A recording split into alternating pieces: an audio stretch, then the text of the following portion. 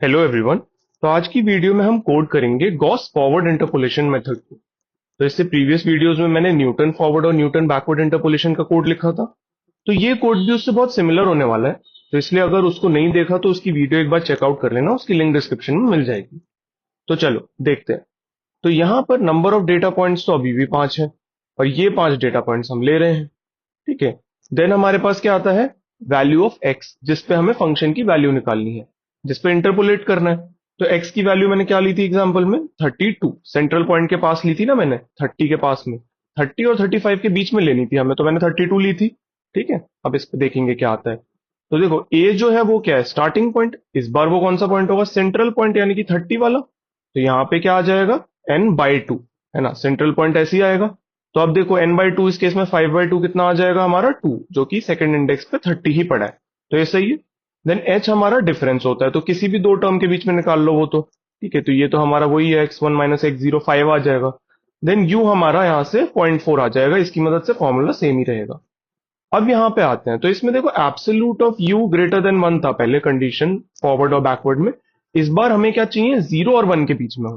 तो हम क्या यहाँ पे लिख सकते हैं, हम ऐसे कुछ लिख सकते हैं, अगर u जो है वो लेस देन 0 है या फिर u जो है वो ग्रेटर देन 1 है, तो हम क्या बोलेंगे कि पॉइंट जो है वो टू फार अवे है, हमारी रेंज से बाहर है। ठीक है। चलो, अब डिफरेंस टेबल तो देखो सेम ही रहेगी, तो इसमें तो आज सच कुछ बताने के लिए है नहीं ज्यादा। अब आ जाते हैं हमारे एक्चुअल आंसर की कैलकुलेशन वाले पार्ट पे। तो इसमें सबसे पहले हमारा जो y होता है वो क्या होता है, सेंट्रल पॉइंट का जो भी हमारे फंक्शन की वैल्यू है, यहाँ पे n/2 आ जाएगा।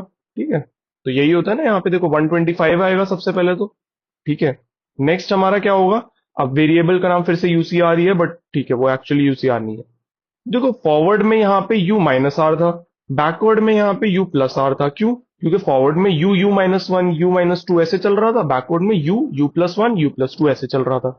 बट इसमें कैसे चलेगा, इसमें चलेगा पहले आएगा u, फिर u-1, फिर u+1, फिर u-2, फिर u+2, मतलब समझ रहे हो, ऑल्टरनेट माइनस प्लस टर्म्स आ रही हैं। तो उसके लिए हमें कुछ कंडीशन लगानी पड़ेगी आर पे। आर जब ऑड है या इवन है उसके बेसिस पे हम प्लस माइनस वाली टर्म्स लेंगे। तो मैं यहाँ पे कुछ ऐसे लिख दूं, आर मॉड्यूलो 2 अगर इक्वल टू 0 है तो इवन वाला केस आएगा, एंड देन दूसरा हमारा ऑड वाला केस आएगा। तो देखो इवन वाले केस में हमें क्या चाहिए, मैं यहाँ पे लिखता हूँ, फिर तुम्हें समझा दूंगा कि वो कैसे आ रहा है, कैसे वेरीफाई कर सकते हैं, मतलब ड्राई रन कर लेंगे ना। तो यहाँ पे देखो सबसे पहले आएगा हमारा u प्लस r+1/2, और फिर आएगा u minus r+1 divided by 2। ठीक है। तो ये यहाँ पे आ गया। अब ये कैसे काम करेगा, तो देखो जब r की वैल्यू 0 होगी तो r मॉड्यूलो 2 इक्वल्स टू 0 हो जाएगा, है ना, क्योंकि वो इवन है। इवन के केस में हम कहाँ आ रहे हैं, प्लस वाले में आ रहे हैं। तो अब इधर तुम अगर नोटिस करो, r की वैल्यू 0 डालोगे तो ये कितना हो जाएगा, 0+1 डिवाइडेड बाई 2, 1/2, यानी कि 0 ही हो जाएगा इंटीजर डिवीजन करेंगे तो ये आ जाएगा हमारा u, पहली टर्म आ गई u। देन नेक्स्ट टर्म क्या आएगी, अब हम यहाँ आ जाते हैं। तो इस वाले में देखो r की वैल्यू 1 डालो तुम, तो कितना आएगा, 1+1 डिवाइड बाई 2 1 आ जाएगा, तो ये आ जाएगी u-1। ठीक है। नेक्स्ट r की वैल्यू 2 डालो, तो ये कितना होगा, 2+1 डिवाइडेड बाई 2, यानी कि हमारा 3/2 जो कि आएगा 1, तो ये टर्म आ जाएगी u+1। देन नेक्स्ट हमारा क्या आएगा, r की वैल्यू 3, तो यहाँ पे डालो 3+1 डिवाइड बाई 2, यानी कि 4/2, यानी कि 2, तो आएगा u-2 एंड सो ऑन। ऐसे ही चलता जाएगा, ऑल्टरनेट टर्म्स आ गई हमारे पास, u फिर u-1 फिर u+1 फिर u-2 फिर u+2 ऐसे आएंगी। ठीक है। तो यहाँ पे हमारी ये वाली जो कोफिशिएंट है आ गए।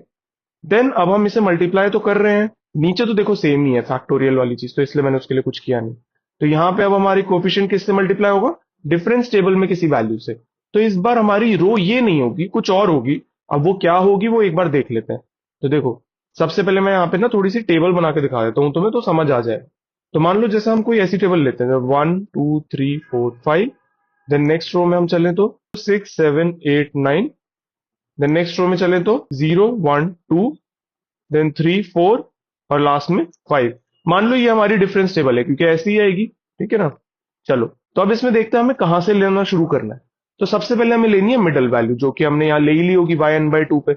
देन हमें स्टार्ट करना है, जब हम j+1 यहाँ वाली इस वाली रो से स्टार्ट करेंगे एक तरीके से, तो हमें क्या करना है, ये r+1 हम यहाँ पे यूज कर रहे हैं। ठीक है। तो ये 1 आ जाएगा सबसे पहले। बट हमें कौन से पॉइंट चाहिए, सेंट्रल पॉइंट। तो मैं यहाँ पे एक तरीके से बोल सकता हूँ, स्टार्टिंग तो n/2 से ही हो रही है। ठीक है। अब उसके बाद हमें कौन सा पॉइंट चाहिए, हमें देखो एक्चुअली में तो हम देखा जाए तो एक नीचे गए हैं ये ना, इस रो में तुम नोटिस करो तो सेकंड लास्ट एलिमेंट है, मतलब इसके नीचे आएगा ना जीरो के। देन उसके बाद ये यहाँ पे वापस ऊपर जाएगा, मतलब सेंटर पे जाएगा, तो वापस n/2 पे जाएगा, देन सेम रो में रहेगा, देन ऊपर जाएगा। बेसिकली तुम नोटिस कर रहे हो क्या हो रहा है, दो बार ये सेम रो में रहता है, फिर एक बार ऊपर शिफ्ट होता है, फिर दो बार सेम रो में रहता है, फिर एक बार शिफ्ट होता है ऊपर, फिर दो बार, मतलब हर दो बार के बाद शिफ्ट हो रहा है। तो एक तरीके से मुझे यहाँ पे जो भी मैं चीज इसमें से कुछ माइनस करूंगा r, तो वो इसके अंदर लिखना पड़ेगा। तो देखो यहाँ पे जो n-r मैंने लिख दिया है, अब ये क्या करेगा कि n की वैल्यू जब हमारी 5 है वो तो फिक्स्ड है, देन r की वैल्यू 0 पे कितना लाएगा, 5 माइनस 0/2 यानी कि 2 आ जाएगा, तो हमें ये वाली वैल्यू मिल रही है, बिल्कुल सही है, r इज इक्वल टू 0 पे यही चाहिए था हमें। देन नेक्स्ट जब मैं जाऊंगा तो ये आ जाएगा 5 माइनस 1/2, तो कितना हो जाएगा ये 4/2 यानी कि 2। तो अभी नेक्स्ट यहाँ जाएगा, जबकि हमें तो एक ऊपर भेजना था, तो एक बार ना इसे एक माइनस कर देता है, -1 यहाँ पे रिक्वायर्ड होगा मोस्ट प्रॉब्ली, बाकी एक बार वेरीफाई करते हैं। तो अब आ जाएगा हमारे पास 3/2, सबसे पहली बार आएगा 4/2, फिर आएगा 3/2, तो देखो 4/2 यहाँ आएगा, 3/2 यहाँ आएगा, देन उसके बाद आएगा 2/2 जो कि फिर यहाँ आएगा, देन 1/2 जो कि यहाँ आएगा, और नेक्स्ट तो एग्जिस्ट नहीं करता, बट अगर एग्जिस्ट करता तो वो भी सेम रो में आ जाता 0/2। ठीक है, तो ऐसे करके ये आ रही है सारी टर्म्स, तो ये बिल्कुल सही है। अब ये हो गया पूरा। अब हमारा जो मेथड था उसका नाम हमने यहाँ पे चेंज नहीं किया था, वैसे नाम चेंज कर देते हैं, उसका नाम होगा गॉस फॉरवर्ड इंटरपोलेशन।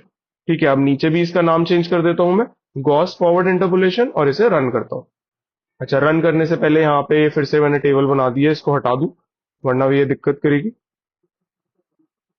तो देखो अब हमारे पास आंसर आ गया, कितना आया है 144.51, यही हमारा आ रहा था, 5104 आया था शायद एग्जैक्ट वैल्यू तो, बट हाँ वही है। तो यही है, सिंपल सा मेथड है, बहुत ज्यादा कुछ कॉम्प्लिकेटेड है नहीं इसमें, और कोड भी बहुत सिमिलर सा है, बस थोड़ा सा विजुअलाइज करके ड्राई रन करके देख लो तो समझ आ जाएगा तुम्हें। ठीक है, तो बस आज की वीडियो में इतना ही, तो मिलते हैं किसी और वीडियो में, कोई और मेथड सीखेंगे या फिर कुछ और कोड करेंगे। Till then stay tuned, bye.